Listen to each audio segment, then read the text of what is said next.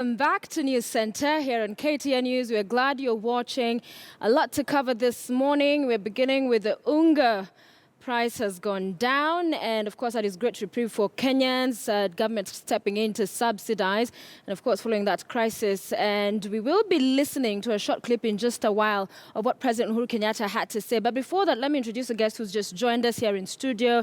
We're joined by Dan Manza, who's MP Makueni. He's also a member of the Agricultural Committee, and we've been talking also with James Nyoro, who's a food security expert running mate Kiambu gubernatorial race. Let me first put this to you, Manzo, and being also a member of the Agricultural Committee.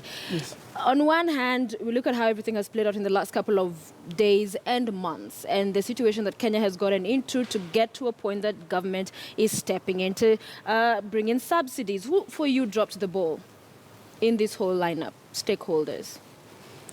Well, you know, there's a Ministry of Agriculture which is in charge of this and should have monitored it in good time. I've seen the minister making some efforts recently, but the stories which have been given to Kenyans to explain this crisis have not been consistent. You know, we are aware that our neighbors in Tanzania, Zambia, and generally the southern region recently has had good harvest, and some of these companies already operating in Kenya, like Pembe, are also in the Kenyan companies in the southern African countries. And therefore, we should be getting food cheaply.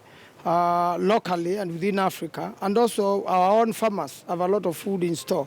Nobody has really checked on that so that we can be able to feed ourselves, and I think this has been manipulation. Somebody was making a profit out of it and taking advantage of other Kenyans. Is that person the government, or who do you say that person is when you look at the pronouncements that have been made and how events have developed? Well, you know, there are stakeholders in this business, and there are private entrepreneurs who work closely with the government engines. And therefore, you know, when you want to make some extra money, of course you cannot do without a certain people in authority knowing, or without collusion. So it's unfortunate it had to happen. The stories of Mexican maize, we know first of all that sort of maize is yellow. We have not seen any yellow unga yet in the country. We cannot also be milling maize in 3 days. It means a lot has been in store, and somebody was keeping it. All right, a lot has been in store. There's been collusion. Let's listen to what President Kenyatta had to say. This was when he was in London meeting the diaspora there, and listen to what he had to say concerning the maize situation. It's a chicken and egg. You import maize, farmers start to scream that you've imported cheap maize. So you have to wait until the very last minute before you import maize, because until you see all the stores, you've bought everything that is available in the local market. So we had to wait before we allowed importation, because had we not done that, the minute we start looking at the consumer, the farmer would have been the one crying. All right, that's the president talking about the maize situation in as far when he was in London to the diaspora there. This appears to be an admission that, in fact, the government was very much aware of the situation, of what was happening, but chose to protect the farmer, allow the consumer to suffer to the extent the Kenyans have. Up until this point, they're stepping in. And that is worrying to know that a government would sit back up to this point. First of all, let me correct two impressions that my friend Dan Manzo has created. Mm-hmm. The first thing is to say that there's a lot of maize in Southern Africa. I think it is empirical, and you can even Google it, and know that last year, Southern Africa had a big drought. Indeed, actually, in August, I was in Congo-Brazzaville. And you know, there are large-scale farmers who are South African who are farming in Congo-Brazzaville. And maize was being exported from Congo-Brazzaville to South Africa for the first time. Mm-hmm. So Southern Africa had a food deficit last year. What has happened is that because Zambia has allowed large-scale farming, and that's where he's saying some of our farmers have actually gone to Zambia, they very quickly, when the rains came, they very quickly they've started to recover. So that's the first impression I want to create, that we did not have food from Southern Africa that would have come in. Indeed, maize from Songea, southern Tanzania, was going to Zambia for the first time. And the maize that otherwise is supposed to be coming to Kenya was not coming to Kenya because that was going downwards. That's the first impression I want to create. The second impression, that relates to what the president has said, is that, unfortunately, and I agree with Dan here, we do not have a system that is very, very effective in monitoring the amount of food or the amount of maize in the country at any one point. In other words, we can speculate and say the millers are holding maize, the traders are holding maize, the farmers are holding maize. Our system of ensuring that we can, at a press of a button, know who is holding how much maize is very poor. As a result of that, and because this being a political year, what the president is saying is that we had to delay the import because there was indications that people are holding maize to wait for the price to go up, because the price normally goes up between May and June, and that's when people would offload because that is when it was the highest. So the indications were that because the price was rising, let's delay the import a bit because these people then could offload into the market. But we did not take into cognizance the fact that this was a poor year, a drought year. So the government was held ransom by these millers, that's what you're saying, that the government does not in and of itself have a mechanism to protect its people so that there could be outsiders who manipulate markets and how things By the are way, working not out? millers. Not millers. Millers are not in a business of holding maize. Millers are in a business of making money out of But maize. still, the These government could be was traders manipulated in this particular where there matter. may be some people who are holding, okay? Whether that means manipulation of government or not, there may have been people who are holding. But the question really is, we did not know how much was being held. It's because at a certain point, we would have triggered the import. But we did not trigger the import at the point when we are supposed to trigger them. This feels like an administration, a government that is working in a dark room blind, unaware of what is going on. Does that worry you? Yes, it does. And you know, the Honorable Nyoro is the one who's been in that department. In fact, the so-called food security department is run nationally from the national office. It's not devolved. And I believe he was at a position to be able to know what was happening and to advise the president, because the president will not know every little thing. That's why he's got officers.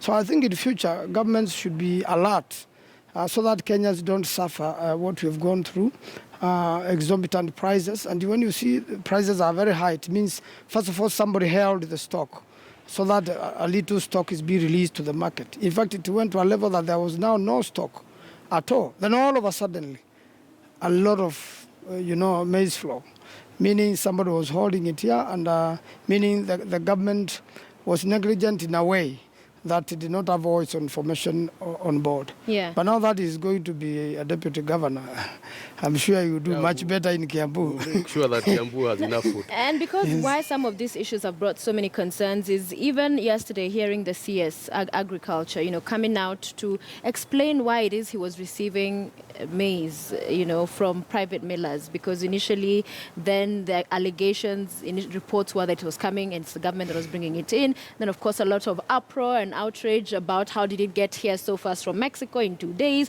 and then that story changed. We've seen a lot of changing goalposts, and that is why there's so many people looking at this situation and saying there's been manipulation, Kenyans have been held at ransom, more could have been done earlier. So would you, as a person looking and has perhaps advised and been in this decision-making table, say that there's more that could have been done that wasn't done?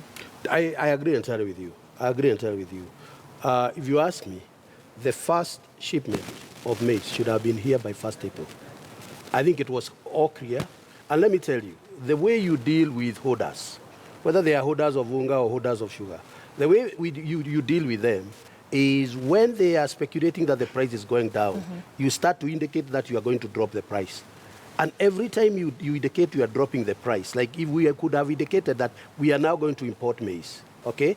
Those people who purported they were holding would now have indicated, looked at the price that the imported maize will arrive at, and they will release it into the market. All these are market forces. So I agree with you. We would have done better than we have done. Maize would have been here by 1st April. It was not. But I also want to say this.